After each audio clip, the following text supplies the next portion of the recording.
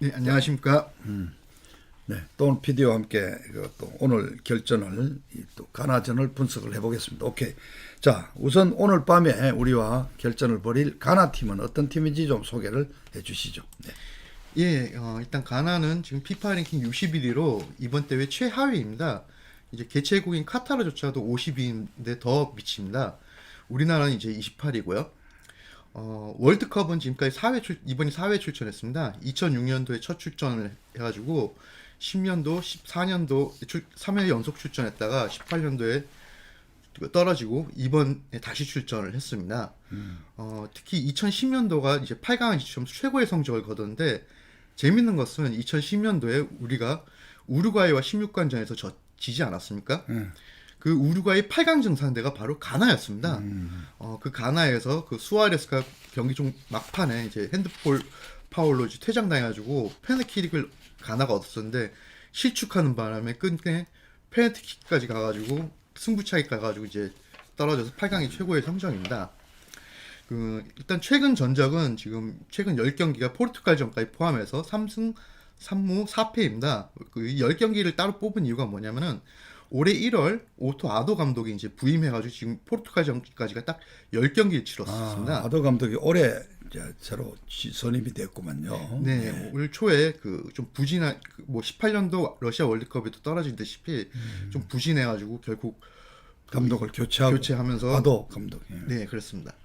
그리고 우리나라와의 전적은 아직까지 그 월드컵에서는 만나본 적이 없었지만 일단 3승 3패로 동률을 이루고 있는데 그 2006년도 가나 대표팀이 이제 국제적으로 이제 그 전성기를 이루기 한 그 시점부터는 가나가 우리나라를 상대로 3승 1패로 아주 압도적인 모습을 보이고 있습니다. 그렇다면 지금 2006년 이후 A매치 경기에서 우리가 지금 한 번 이기고 세 번을 다쳤다는 얘기 아닙니까? 네, 그렇습니다. 그러나 랭킹 61위에 관계없이 우리에게는 오히려 가나가 더 우리에게 아주 상당히 강한 모습을 보이고 있네요. 이 부분 한 가지는 뭐냐면은 가장 마지막으로 붙었던 건 2014년도입니다. 우리가 그 2014년도 브라질 월드컵 앞두고 이제 2차전이었던 알제리의 어떤 연습 상대를 생각으로 가나전을 선택했는데 당시 우리가 4대 0으로 대패를 했었습니다. 물론 이제 그때 4대 0에서 헤드트릭을 넣었던 조르당 아유라는 선수가 있는데 그 선수가 지금 아직도 뛰고 있고 대표팀에서 이제 선발과 교체를 오가면서 뛰고 있지만 대부분의 선수는 교체가 되고 실제로 이번에는 거의 세대 교체가 된 상태에서 이번에 나오기 때문에 이 전적은 사실 좀 무관하다고 생각해도 괜찮을 것 같습니다. 일단 그 가나의 강점은 그 흑인 특유의 그 폭넓은 운동량을 바탕으로 빠른 스피드, 특히 순간적으로 그 급속하는 그 스피드가 굉장히 빠릅니다. 그리고 또 많은 왕성한 활동량이 보이는 팀입니다. 반면에 약점은 공수 조직력이 있을 수 있습니다. 이게 왜 그러냐면 일단 아도 감독조차도 사실 이 가나 대표팀을 맡으면서 그 지도자로서는 감독은 처음 해봅니다. 뭐 코치나 이런 부분은 경험을 했었지만 감독은 처음이고 그렇기 때문에 아무래도 좀 뭐랄까 좀 아직 서툰 경향이 있고 또 한 가지는 이 9월달에 이제 그 월드컵을 앞두고 유럽에 있는 그 가나 이민자 출신의 자손들 중에 이중국적을 가진 선수들 중에 일부가 이번에 가나로 귀화를 해서 9월달에 합류를 하게 됐습니다. 특히나 이 그 주전 공격수인 이냐키 윌리엄스라고 아마 오늘 경기에서 자주 보일 텐데 이 친구 같은 경우가 스페인에서 태어났지만 부모가 가나 출신이라 결국 그 가나를 귀화했습니다. 또 재밌는 거는 이 친구 동생인 니코 윌리엄스라고 있는데 이 친구는 스페인 대표팀을 뽑혀가지고 이번 카타르 월드컵에 출전했습니다. 근데 뭐 가나가 워낙 성적이 안 좋기 때문에 뭐 대회 내에서 형제간의 맞대결은 어렵긴 어렵겠지만 뭐 그런 게 있고 아무래도 그러다 보니까 어떤 선수들 간의 조직력을 맞추는데 시간이 굉장히 짧고 또 특히 골키퍼조차도 이번에 부상으로 제1번 골키퍼 그리고 백업을 하는 두 번째 골키퍼조차 둘 다 부상으로 오지도 못했고 진짜 비상용인 세 번째 골키퍼인 아티 자기 골키퍼가 선발로 급격히 최근에 출전하기 시작해가지고 골키퍼조차도 좀 경험이 많이 부족한 상황이기 때문에 우리가 이런 조직력 부분을 잘 그 상대한다면은 굉장히 승부를 잘 볼 수 있을 것 같습니다. 그다음 두 번째 약점은 경고 누적입니다. 그 월드컵 그 규정상 경고를 두 번 누적으로 받으면은 다음 경기 출전을 못 합니다. 그러니까 1차전에 한 번, 2차전에 한 번, 딱 한 번씩만 받아도 어쨌든 누적으로 2회니까 3차전에 출전을 할 수가 없습니다. 우리 같은 경우는 우루과이와 경기에서는 교체 출전을 나왔던 조규성만 그 옐로 카드 한 장 받았을 뿐이고 나머지는 안 받았습니다. 하지만 포르투갈하고 가나전에서 굉장히 거친 경기여가지고 가나 경우는 선발 출전했던 선수 중에 4명이나 4명이 경고를 받았구나. 네, 경고를 한 차례 받았습니다. 이 선수들 대부분이 다 오늘도 출전할 가능성이 굉장히 높은데 아무래도 3차전에 대한 우려 때문에 조금 몸싸움이나 태클 같은 부분에서 조금 조심할 수 있는 부분이 있기 때문에 우리가 이 부분을 잘 노리면 좀 좋을 것 같습니다. 자, 그러면 우리는 오늘 결전에 어떻게 임할 건지 벤투 감독의 어떤 구상은 어떤지 좀 소개를 해주시죠. 네, 일단은 가장 지금 관심사는 선수들. 1차전에 빠졌던 황희찬 선수와 또 1차전 중간에 이제 살짝 부상을 당했죠. 저 종아리 쪽에 부상을 당했던 김민재 선수와 관련된 부분일 텐데요. 어제 이제 벤투 감독이 공식 기자회견에서 이 부분에 대해서 얘기를 했었습니다. 벤투 감독은 황희찬은 내일도 출전하지 못한다. 그리고 현 상황에서는 김민재는 잘 모르겠다. 회복 중이다. 출전 여부는 내일 아침에 결정할 것이다. 그러니까 오늘 아침이죠. 네. 그리고 가나에 대해서는 가장 중요한 점은 대한민국답게 하면 될 것 같다. 우리의 모습을 보여주는 것이 중요하다. 첫 번째 경기처럼 늘 잘하는 것을 보여줘야 된다. 그리고 가나에 대해서는 공격 때 가나의 경우 기술적인 면에서 역량이 강하고 굉장히 빠르다. 특히 공격진은 그렇다. 가나가 4백일지 5백일지 초반에 파악해야 하고 그에 따라 우리의 대응이 필요하다. 이게 어제 벤투 네. 감독의 말인데 일단은 황희찬 선수는 출전하기가 굉장히 힘들 것 같습니다. 이렇게 되면. 근데 이제 사실 황희찬 대신에 이제 나성호 선수가 출전을 했었는데 나성호 선수가 뭐 1차전에서 나쁘지 않은 모습을 보였기 때문에 그대로 출전할 가능성도 있지만 또 하나 생각해 볼 수 있는 거는 바로 이강인 선수입니다. 이강인 선수. 그렇죠. 이강인 선수가 워낙 교체로 들어가가지고 경기 흐름을 많이 바꾸고 굉장히 좋은 모습을 보였기 때문에 오히려 이번 2차전에서는 선발 출전할 수 있는 가능성이 있다고 보여집니다. 네네. 특히나 그 나성호 자리, 황희찬이 빈 자리, 나성호를 추첨해서 나성호를 빼고 이강인을 넣을 수도 있는 가능성이 충분히 있고 실제로 훈련하는 동안 벤투 감독이 뭐 직접 불러서 뭐 많은 얘기를 하고 뭐 손흥민하고 같이 짝을 이뤄서 뭐 밸런스 훈련등 하고 뭐 이런 모습을 보였기 때문에 한번 이강인 선수의 선발 출전 기대해 볼 수도 있을 것 같고 일단 김민재 선수가 제일 우려가 되는데 핵이죠. 수비의 핵인데 우리 네, 김민재 그러니까요. 선수가. 물론 이제 그 조유민 선수나 권경원 선수 등 이제 중앙 수비수 자원이 있긴 있습니다. 이들이 대신 출전할 수는 있지만 아무래도 김민재 선수하고는 수준의 차이는 많이 크죠. 특히 김민재 선수는 우리나라에 사실 그동안 없던 대부분 우리나라 수비수 유형이 두 종이었습니다.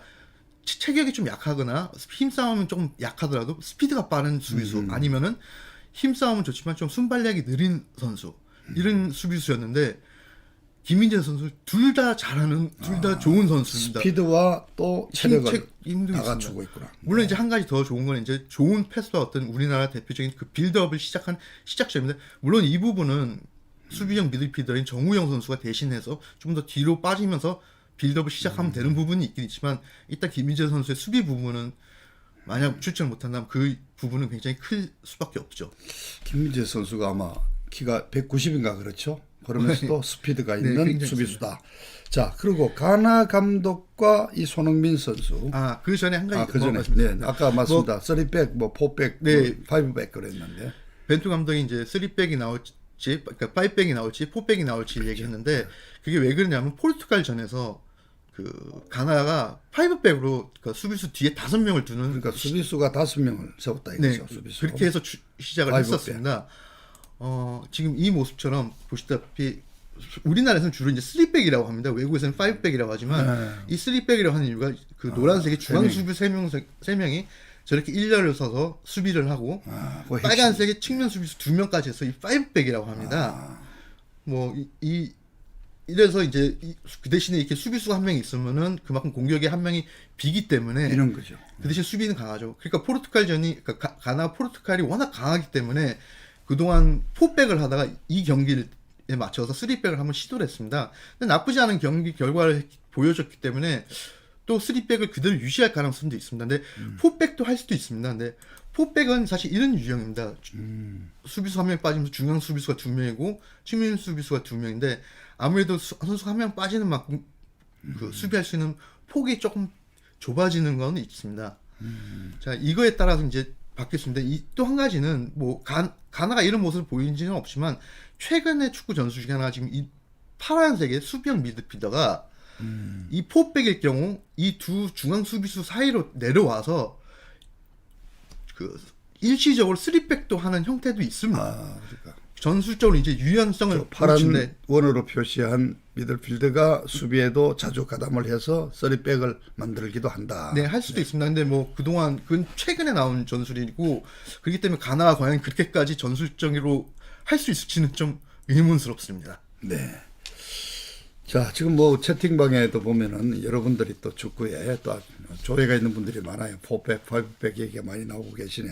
자, 가나 감독과 손흥민의 인연도 좀 짧게 한번 살펴보도록 하죠. 네, 이번에 저도 처음 알게 됐는데 손흥민 선수하고 이 가나 감독, 아도 감독하고 인연이 있었습니다. 손흥민 선수가 2008년도에 고등학교 2학년생으로 대한축구협회에서 운영하는 해외 그 유학 프로그램에 참여를 하게 돼가지고 독일을 그 유학을 가게 됩니다. 함부르크 독일. 이때 이 유학 기간 동안 굉장히 인상적인 눈도장을 받아가지고 결국 1년 유학하고 잠시 피파 그 17세 이하 월드컵 출전 때문에 한국에 잠깐 왔다가 2009년 11월에 이제 함부르크 정시 입단을 해가지고 승승장구해서 결국 프리미어리그까지 진출을 하게 됐는데 이 아도 감독이 사실 함부르크에서 선수 생활을 하다가 2009년도에 은퇴를 하고 현역 선수를 은퇴하고 유스팀 코치를 하게 됩니다. 그때 마침 손흥민이 유학 기간으로 이렇게 오게 돼가지고 아도 감독하고 이제 인연을 잠시 맺었다고 합니다. 그래서 어제 아무래도 기자회견에 나와서 일부 기자들이 이 질문을 손흥민에 대해서 질문을 했었습니다. 아도 감독은 손흥민은 굉장히 훌륭한 선수로 함부르크 19세 미만 팀에서 코치할 때 좋은 인상을 받았다. 성격도 굉장히 좋았다. 규율이 있고 열심히 노력해서 많은 성장을 이뤘다.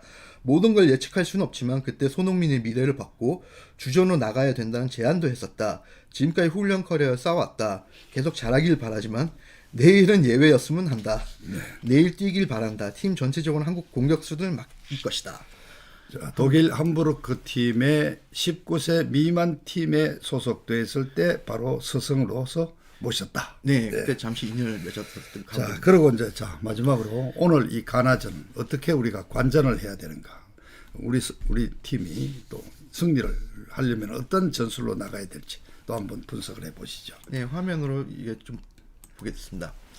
일단 가나전의 키포인트 중에 하나는 세트 플레이를 노려야 합니다. 네. 사실 우루과이전에서 우리가 세트 플레이에 굉장히 만들지 못했습니다. 세트 플레이 거의 안 보였죠. 네, 실제로 그 결과가 코너킥 3회, 프리킥 8회. 근데 이제 프리킥 중에 소위 말한 페널티 에어리아 그 골대 앞에 그 노란, 그러니까 하얀색으로 박스로 쳐진 그 부분을 페널티 에어리아라고 하는데 그 부분에서 그 근처에서 프리킥을 얻게 되면 직접적으로 골을 노릴 수 있는 게 많은데 우리가 우루과이전에서 단 한 번도 얻어내지는 못했습니다. 근데 이게 왜 중요하냐면은 손흥민 선수가 프리킥에서 득점을 굉장히 많이 지금 올리고 있습니다. 지난 6월 칠레전 이후부터 3경기 연속인가 프리킥을 3골을 넣었지. 3골을 넣었습니다. 네. 실제로 그 우루과이전까지 해가지고 그 칠레전 6월 칠레전 이후로 우루과이전까지 6경기 출전을 했는데 4골 넣고 그중에 4골 중에 3개가 프리킥이었습니다. 그렇기 때문에 이제 프리킥을 좀 노리면 좋겠고 또 하나는 이강인 선수도 프리킥도 잘 차고 코너킥도 잘 찹니다. 사실 저도 그동안 맨날 아쉬웠던 점 중에 하나가 기성용 선수가 은퇴한 이후로 코너킥을 손흥민 선수가 전담을 했었습니다.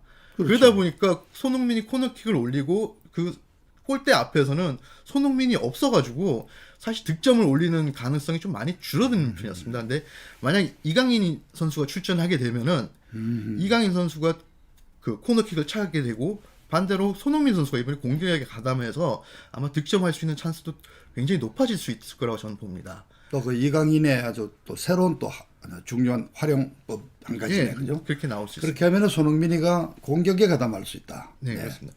그다음 두 번째 이제 크로스 성공률인데요. 우루과이전에서 우리가 19회의 크로스 중에 단 3번밖에 연결시키지 못했습니다. 16%인데 사실 크로스가 공격 찬스를 만들기 가장 좋은 그 루트 그 방법이고 실제로 이번에 월드컵에서도 많은 골이 크로스를 통해서 이루어지고 있습니다. 그래서 사실 이번에 크로스의 부활이라는 얘기가 나오고 있는데 이번 월드컵의 어떤 화두가 이번에 좀 크로스 성공률을 좀 많이 높여가 좀 공격 활용을 좀 많이 했으면 좋겠습니다.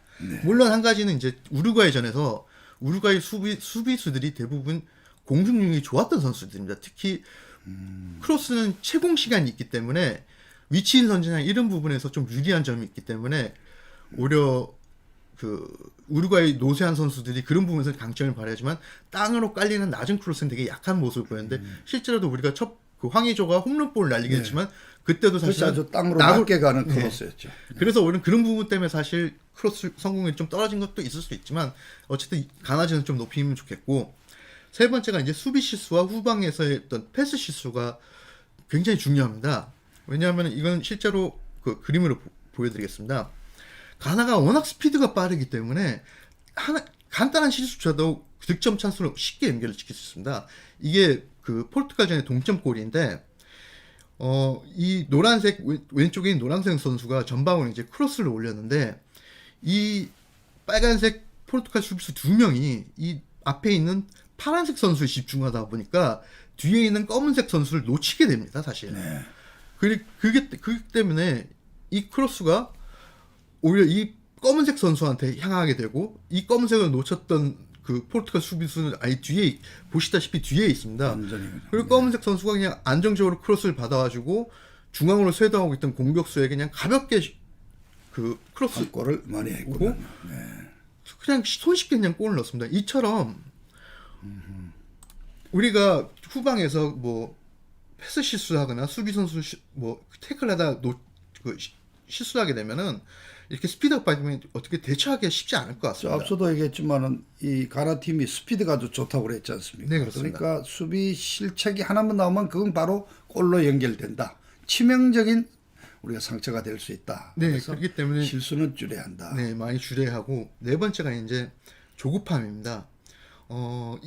말씀드렸다시피 우리가 가나전을 꼭 이겨야지만 16강 진출을 얘기할 수 있는 상황이기 때문에 아무래도 골을 넣는데 집중을 많이 하게 될 것. 선수들이 또 압박감을 느낀다. 네, 그러다 보면은 예를 들어 전반에서 골을 못 넣고 0대0으로 비기고 있는 상황에서 후반 20분 정도까지도 골을 못 넣고 있으면 선수들이 굉장히 조급해질 겁니다. 오히려 그러다 보면 실수도 많이 나오게 되고 그러다 보면은 말씀드렸다시피 실수 때문에 우리가 실점할 수 있는 가능성도 굉장히 나올 수도 있습니다. 이 비슷한 예로 우리가 2018년도 러시아 월드컵 3차전을 생각해 보시면 됩니다. 당시 독일이 반드시 이겨야지만 16강 진출을 할 수 있는 가능성이 있기 때문에 우리를 상대로 굉장히 공격적으로 나오고 후반까지도 중반까지도 골이 안 나오니까 굉장히 다급해져가지고 골 실수 많이 나오고 해서 우리가 한 골을 먹었고 두 번째 골조차도 이제 다급하니까 골키퍼가 앞으로까지 나와가지고 그래서 손흥민 선수가 아주 그냥 멋지게 텅빈 골문에 진출해가지고 그냥 골을 넣는 그러니까 전체 군단도 이렇게 조급함을 느끼고 압박감에 말하자면은 그들은 실수가 나온다. 그래서 우리도 이번에 전반에 골을 때려 넣어서 좀 여유 있게, 좀 여유 있게 경기를 풀어나갔으면 좋겠다. 그다음에 저도 이번에 알게 된 건데 이게 참 재밌는 겁니다. 우리가 지금까지 이번이 11번째 월드컵 진출인데 이전에 10번의 월드컵에서 2차전 경기 중에 단 한 번도 승리를 해본 적이 없습니다. 통산 전적이 2차전에서만 3무 6패입니다. 무슨 뭐 어떤 과학적인 근거가 있는 건 아니지만 희한하게도 우리가 2차전에서는 꼭 이렇게 좋지 못한 성적을 거뒀습니다. 근데 한 가지 희망적인 얘기를 한다면은 손흥민이가 이전에 월드컵 2번을 출전했는데 3골을 지금까지 통산 3골을 넣었지만 그중에 2골이 2차전에서 각각 한 번씩 넣었던 겁니다. 뭐 그것도 마찬가지로 손흥민이 2차전에서 잘한다는 게 무슨 과학적인 근거는 없지만 이번에만큼은 한번 이 손흥민이가 골을 넣으면서 또 이번에 골을 넣게 되면 우리나라 대표팀 중에는 월드컵 최다 골이 됩니다. 그 최다골 기록하면서 2차전 징크스를 한번 깼으면 바랍니다. 자, 손흥민 선수가 한 골만 넣으면은 좀 유리하게 전개가 되겠죠. 네, 그렇습니다. 자, 랭킹은 61위지만은 그 랭킹으로 무시할 수 없는 저력을 갖고 있는 팀. 하여튼 우리 국민들의 어떤 여망을 선수들이 받아서 정말 한번 멋지게 오늘 승리함으로써 16강 진출의 꿈을 한번 실현시켜 주기를 기대합니다. 자, 오늘도 수고하셨습니다. 네, 감사합니다.